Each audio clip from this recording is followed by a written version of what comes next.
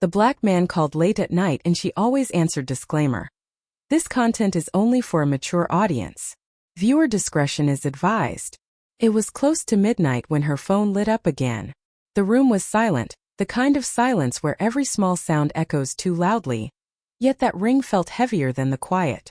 She stared at the screen, her heart racing because she already knew who it was.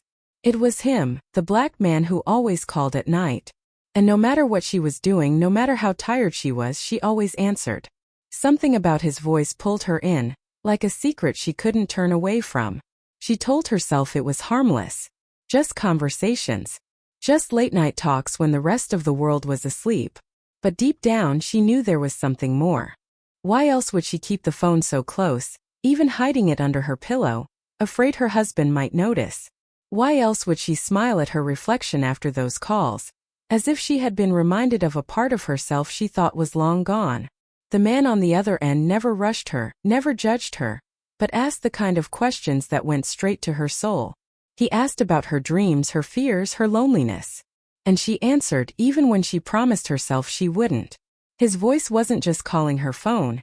It was calling her heart, stirring something she hadn't felt in years. But every secret has a cost. And lately the calls were becoming harder to explain. Her husband started noticing the way she drifted off at dinner, the way her eyes sparkled in the middle of the night after she hung up. He didn't know the truth yet, but suspicion was building like a storm. Tonight, as the phone buzzed again, she hesitated for the first time. Her hand trembled over the screen. If she answered, there was no turning back. If she ignored it, she might lose the one thing that made her feel alive again. Would you have answered that call? Do you believe a voice alone can pull someone into a place they never expected to go? Let me know in the comments what you think. Should she keep picking up? Or should she stop before it's too late? The story is just beginning. And what happens next will test the limits of loyalty, desire, and the secrets people carry in the dark. She let her hand rest on the phone a little longer, her pulse quickening with every second. When she finally pressed accept, his deep voice came through, steady and calm like it always did. "You're awake," he said softly, almost like he knew she had been waiting. She didn't reply right away, just listen, because sometimes silence told more truth than words. Her name was Emily, a woman in her 30s who had a good life on the surface. A husband with a stable job, a comfortable home, and a routine that most people would envy. But routines can be cages too, and she had been living inside hers for years, quietly suffocating. Her husband, Daniel, was a decent man, responsible, predictable, maybe too predictable. Over time, his love had turned into habit, his affection into duty. He rarely asked her how she felt anymore, and when he did, it was out of politeness, not curiosity. That was when the late-night calls began. First it was by mistake.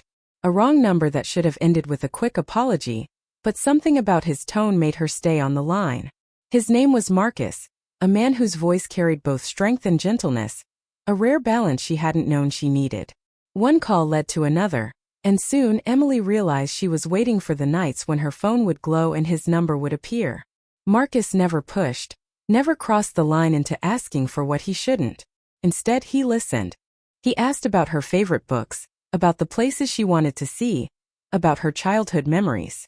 And each time she answered, she felt lighter, as if someone had peeled away the layers of silence she had been carrying for too long. The danger wasn't in what he said. It was in how he made her feel seen. But with every conversation, the stakes grew higher. Emily started locking her phone. She left rooms when Daniel came too close, terrified he might glance at her screen. Even the sound of an incoming call now made her chest tighten with both fear and excitement. She told herself she wasn't doing anything wrong. After all, they were just talking. But in the quiet of the night, when Marcus whispered her name like it meant something, she knew deep down it wasn't that simple. Daniel wasn't blind. He noticed her new habits, the way she guarded her phone, the way her laughter sometimes came from another room when she thought he was asleep. He didn't confront her yet, but the distance between them was stretching wider, and Emily could feel the weight of his unspoken questions.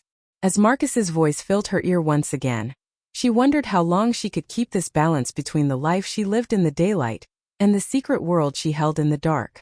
The night seemed endless, and yet she knew one wrong step could make it all come crashing down. Emily began to notice how the smallest details in her life were shifting. Her mornings used to be simple. Coffee at the kitchen table with Daniel reading the paper. A quiet routine before the day unfolded. But now her mind was always fogged with the echoes of Marcus's late-night words. She found herself distracted, replaying his questions and the warmth in his voice, while Daniel's presence grew fainter. The guilt pressed at her, but it was tangled with a sense of awakening she hadn't felt in years. The main conflict sat like a heavy stone between her two worlds. On one side there was her husband, the man who had built a life with her, the one she had once dreamed of growing old beside. On the other there was Marcus, whose calls cracked open doors she thought had been locked forever. It wasn't a choice she could admit out loud, but inside, every call pulled her further away from the safety of what she knew and closer to the danger of what she craved. Daniel's suspicion was its own subplot, unfolding in silence. He had begun watching her more carefully. When she laughed at the wrong time, he noticed. When she left the room with her phone, he counted the minutes until she returned. He told himself he trusted her. After all, she wasn't the kind of woman to stray. But trust has limits, and his patience was running thin. At night, when he pretended to be asleep, he could hear the faint hum of her whispered conversations. He didn't know who it was yet, but the not knowing hurt more than the truth might. Meanwhile, Marcus had his own mystery. He revealed little about himself, always turning the conversation back to her, making her the center of the story. Emily knew only fragments, where he grew up, vague hints about his work, the loneliness in his pauses. That secrecy made him more intriguing, but also more dangerous. Who exactly was this man who called at night? And why did he never push for more, even when she found herself on the edge of saying things she shouldn't? The tension stretched into Emily's friendships too. Her closest friend, Laura, noticed the changes, the sudden glow in her face, the distracted replies during lunch, the way she avoided questions about her marriage. "You seem different," Laura said one afternoon. Emily brushed it off, but her friend's words clung to her. What would Laura think if she knew the truth? Would she call it emotional betrayal? Or would she understand the loneliness that drove Emily to answer every time Marcus called? As the nights went on, Emily's conflict grew less about choosing between Daniel and Marcus, and more about choosing between who she had become and who she used to be. She was no longer just a wife living a predictable life. She was a woman torn between loyalty and longing, between comfort and desire. Every call was a choice, and every choice carried a risk she couldn't control. The suspense deepened when Daniel finally asked, "Who keeps calling you so late?" Emily froze, her heart pounding so loudly she thought he might hear it. She gave him an answer, but even as the words left her mouth, she wondered how much longer she could keep this fragile balance. What do you think? Should Emily confess before things go too far? Or keep holding on to her secret world in the dark? Drop your thoughts in the comments. Your perspective might just change the way this story unfolds. The air in the house had changed. Emily could feel it every time she walked past Daniel. Every time his eyes lingered on her just a second too long. He didn't say much, but silence can sometimes be louder than words. The late-night calls continued, but now each one felt like walking on thin ice. Her hands would tremble as she picked up the phone, afraid Daniel might wake, afraid the sound of her heartbeat alone would give her away. Yet when Marcus spoke, all that fear melted, replaced by the rush of being understood in a way she hadn't in years. One night, Daniel's patience cracked. "Emily," he said, his tone calm but heavy, "are you hiding something from me?"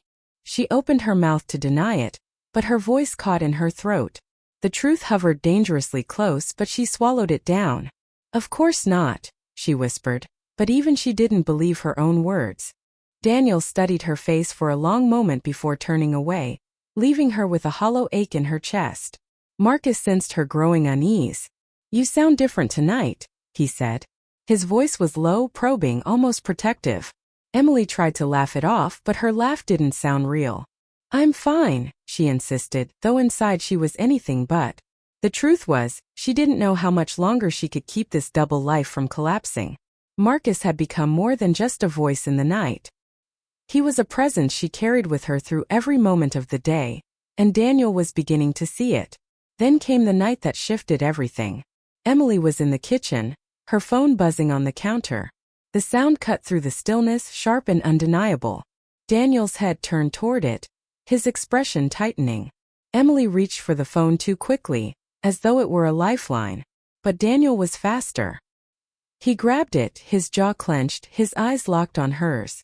For the first time, the secret world she had tried so hard to protect was standing face to face with the life she was supposed to live. Emily froze, fear and panic surging together. If Daniel answered, everything would come undone. If he didn't, the silence between them might be just as destructive. Her heart pounded as she stepped closer, her voice barely more than a whisper. "Please give it back." Daniel didn't move, didn't blink. The phone buzzed again, each vibration louder than the last, until it felt like the whole house was shaking. The suspense hung heavy in the air. One decision, his or hers, would change everything. The call kept coming, relentless, as if Marcus himself knew this was the moment that could no longer be avoided. What would you do if you were in Daniel's place? Would you answer the call? Or let the silence speak louder than the truth? Share your thoughts. This is the turning point that decides everything. The phone kept buzzing in Daniel's hand, each vibration cutting through the room like a blade. Emily stood frozen, her breath shallow, her palms damp. She expected him to answer, to explode with anger, to demand explanations she wasn't ready to give. But instead, Daniel did something she never imagined. He pressed decline. The silence that followed was heavier than shouting. He set the phone down on the table, his eyes locked on her with a look that was colder than words. "We'll talk in the morning," he said flatly, before walking out of the kitchen and leaving her trembling in the dim light. Emily picked up the phone as soon as he was gone, her hands shaking. Another call had already started coming through, Marcus's number glowing against the dark screen. She should have ignored it, but the pull was too strong. She pressed accept, whispering, "I can't talk right now." His reply made her blood run cold. "I know, Emily. He's on to us." She froze, her mind racing. How could Marcus know? She had never told him much about her marriage, never shared details that could give him such certainty. "What do you mean?" she whispered, glancing toward the doorway in case Daniel returned. Marcus's voice was calm, almost too calm. "Men like your husband don't stay quiet forever. You need to decide who you're really answering to." For the first time, doubt pierced through the comfort Marcus's voice usually brought. How much did he really know about her life? And why did it suddenly sound like he had been waiting for this exact moment? Her heart pounded as she ended the call quickly, shoving the phone into her pocket. But the night wasn't done testing her. Hours later, as the house lay in uneasy silence, Daniel's phone lit up on the bedside table. Emily, restless and unable to sleep, glanced over, and her stomach dropped. The name on the screen was Marcus. She blinked, certain she was imagining it, but the call kept flashing until it finally faded into missed call. Questions swirled in her mind, sharper and darker than ever. How did Marcus have Daniel's number? Why would he call him? Was it a mistake or something far more deliberate? Emily turned toward her husband, who lay with his eyes closed, his breathing steady, though she couldn't tell if he was asleep or just pretending. The stakes had shifted. It wasn't just about hiding late-night calls anymore. It was about trust, danger, and a man who suddenly seemed far less like a stranger and more like someone pulling strings she couldn't see. If you were in Emily's place, would you confront Marcus for the truth? Or would you finally confess to Daniel before the situation spirals further? Share your thoughts in the comments, because the next choice Emily makes could change everything. Emily sat up in bed, her heart still racing as she stared at Daniel's phone. The missed call from Marcus glowed like a warning she could no longer ignore. She realized then that the walls she had tried to build between her two lives were already collapsing. Whatever Marcus truly wanted, it wasn't just late-night conversations. He had crossed into their reality, and now there was no way back. The next morning, Emily decided to stop running from the truth. She sat across from Daniel at the kitchen table, her coffee untouched. "There's something I need to tell you," she said quietly. His eyes lifted, weary but sharp. For the first time in weeks, she didn't hide. She told him about the calls, how they started, what they meant to her, and how she had let loneliness take her to a place she shouldn't have gone. Daniel didn't interrupt. He just listened, the silence between them thick with both hurt and relief. When she finished, he leaned back, his jaw tight. "And this Marcus, what does he want from you?" Emily shook her head. I don't know anymore. First it felt like he was just someone to talk to, but now I think he knows too much. Daniel's hand closed over hers, surprising her. Then we face it together, he said. His voice was steady, but his eyes carried the weight of a man who had already imagined the worst. That evening when Marcus called again, Emily didn't answer. Instead she blocked the number, her hands trembling but her mind clear. The sound of silence afterward was almost deafening, but it was also freeing. She finally saw the choice for what it was, not between two men, but between living in shadows or stepping back into the light. The days that followed weren't easy. Trust had to be rebuilt, and Daniel's hurt didn't vanish overnight. But for the first time, Emily allowed honesty to guide her. She admitted her emptiness, her need to feel seen, and Daniel, though wounded, admitted his distance too. Their marriage wasn't fixed instantly, but it had a chance now, something that would never have been possible if she kept living a double life. In the end, Marcus faded into nothing more than a voice she once knew, a dangerous reminder of how secrets can twist into traps. Emily learned that silence, when shared with someone you love, can be far louder than whispers in the dark. What do you think? Did Emily make the right choice by cutting ties, or should she have sought answers from Marcus first? Let me know in the comments. And if you'd like a sequel exploring what happens next, don't forget to share your thoughts. Sometimes endings are only the beginning. The buzzing phone that once controlled Emily's nights no longer held the same power. After that last confrontation, she understood that Marcus had been more than just a comforting voice. He had been a mirror reflecting her loneliness. But mirrors can distort, and what she saw in him was not truly what she needed. Blocking his number wasn't just about ending the calls. It was about choosing to stop running from herself and from the life she had built with Daniel. In the quiet that followed, Emily expected to feel regret. Instead, she felt a strange calm. For the first time in weeks, she sat at the table with her husband and spoke openly. Daniel didn't forgive her in a single breath. His trust had been shaken. But his willingness to listen, even through anger, gave her hope. He admitted his part too, that he had become distant, wrapped up in routines and responsibilities, forgetting the small ways love should be shown. Their conversation wasn't polished or perfect, but it was real. The subplot with Laura, her friend, also found its place. When Emily finally confided in her, Laura didn't scold or judge. Instead, she said, "Loneliness doesn't always mean being alone. Sometimes it means not being seen by the people closest to us." Those words stayed with Emily and reminded her why the calls had felt so powerful. Marcus hadn't given her love. He had given her attention. But attention without trust, without truth, is only an illusion. As days turned into weeks, the cracks in Emily and Daniel's marriage didn't disappear, but they started to heal. Little things changed. Daniel made an effort to ask about her day and actually listen, and Emily learned to express her needs instead of burying them in silence. They chose to rebuild, one conversation at a time. And while the shadow of Marcus lingered in the background, he was no longer a threat. He became a lesson, a chapter closed, teaching them both how fragile love can be if it isn't nurtured. In the end, the story wasn't about a man who called late at night. It was about the choices Emily made when faced with temptation, loneliness, and secrets. It was about how silence can break people apart just as easily as dishonesty can. And most importantly, it was about the courage to stop hiding and start facing the truth, no matter how uncomfortable. What do you think? Did Emily truly make the right decision? Or should she have confronted Marcus one last time for closure? Share your thoughts in the comments, and let me know if you'd like to see a sequel where we explore what happens if Marcus tries to return. After all, sometimes the past doesn't stay buried for long.